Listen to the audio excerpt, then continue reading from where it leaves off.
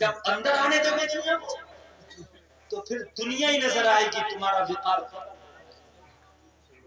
سمجھ میں بات آ رہی ہے کہ نہیں؟ تمہارا وقار ختم ہو جائے گا. نوجوانوں آج کے جلسے میں تمہاری تعداد نوجوانوں کی زیادہ ہے. یار اپنی زندگی کا ایک مقصد بناؤ کہ میں نے اپنی زندگی میں کچھ کرنا ہے. کرنا کیا ہے؟ میں نے اپنی زندگی میں یہ نہیں کہہ کہ بہت بڑے مکان بنا کے جاؤ. مکان تو یار بنتے رہیں گے, مکان اجڑتے رہیں گے. اصل مکان تو قبر ہے. دنیا میں آئے ہو تو اسلام کی خاطر کچھ کر کے جاؤ. اپنی زندگی میں کچھ نہ کرو تو ایک نمازی بنو. میں یہ نہیں کہہ رہا کسی قلعے کو فتح کرنا, بے شک بے شک. اتنا تو کر سکتے ہو نا, کم سے کم ایک نمازی بنا. بھئی دور سے بھی آواز یہ کھینچے آپریٹر صاحب, آج میک کو مزہ نہیں آ رہا جو آپ نے منو کا پل میں لگایا. یہ دور سے بھی آواز کھینچتا رہے میری, اس کو اس طریقے سے کھینچے. ہاں یہ دور سے بھی آواز میری کھینچتا رہے سکتا ہے. بھائی تمہارا میک بہت اچھا ہے, اس کو اس چیز کا خیال کریں. توجہ کہ آپ میرے جملے میں ایک نمازی بنا جا. مر جاؤ, کوئی ایسا نہیں جو نہیں مرے گا, سب مریں گے. مرنے کے بعد اللہ سب سے پوچھے گا بتا تو زندگی کا استعمال کیسے کر کے آیا. نہیں پوچھے گا, پوچھے گا. زندگی اللہ کی امانت ہے. اللہ پوچھے کہ بتا تو زندگی کا استعمال کیسے کر کے آیا. تو کم سے کم اتنا کیسے کہ مولا میں اپنی زندگی میں ایک بندے کو تیرے نمازی بنا کے آیا ہوں. کم سے کم اتنا تو میں تیرے ایک بندے کو نمازی بنا کے آیا. کسی ایک کو نمازی بنا دو, کسی ایک کی شراب چھوڑوا دو, کسی ایک سے جوا چھوڑوا دو,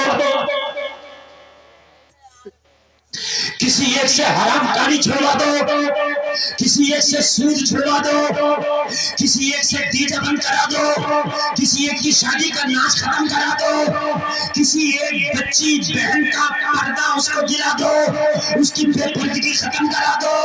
ارے کسی ایک کو وضو کا طریقہ بتا دو, کسی ایک کو غسل کا طریقہ بتا دو.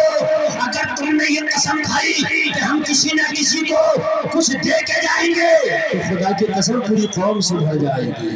بے شک زندہ آباد زندہ باد. سبحان. کسی ایک کو دے دو.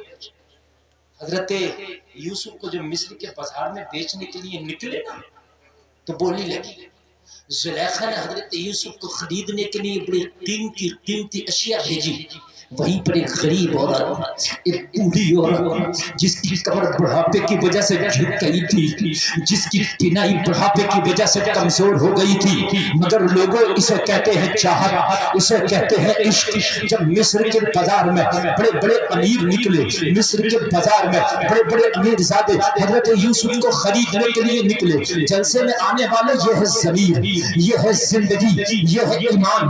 وہ بوڑھی عورت کاروبار تھا روئی کاٹنا, کاروبار تھا سود کاٹنا. اس نے معلوم ہے کیا کیا, اپنے سود کے گٹے لیے, اپنے سود کے گٹے لے کے مصر کے بازار چل دی. جھکی ہوئی کمر ہے, لوگوں لڑکھڑاتے ہوئے قدم ہے, اس کی بینائی اس کی جا چکی ہے, بہت کمزور بینائی کے ساتھ جا رہی ہے رستے کو ٹٹولتی. کسی نے کہا بوڑھی مائی تیرا کام گھر کے اندر آرام کرنا ہے. کہنے لگی ہاں میں چلنے کے قابل تو نہیں مگر آج گھر سے نکلی ہوں, میں راستہ ناپنے کے قابل تو نہیں مگر آج ناپ رہی ہوں. کہا نکلی کیوں ہے؟ کہا میں نے سنا ہے مصر کے بازار میں یوسف کو بیچا جا رہا ہے, خریدنے نکلی ہوئی. کہا تیرے پاس کیا ہے جو یوسف کو خریدے گی؟ کہنے لگی روئی کے گٹے ہیں. کہا اس سے کیسے خریدے گی؟ بڑے بڑے سونا چاندی دینے لوگ یوسف کو خریدنے آئے ہیں. کہنے لگی مجھے پتا ہے میرا روئی کا گٹا یوسف کو نہیں خرید کے لا سکتا, مگر مصر کے بازار میں جب یوسف کے خریداروں کا ذکر ہوگا تو وہاں میرا بھی نام آیا کرے گا.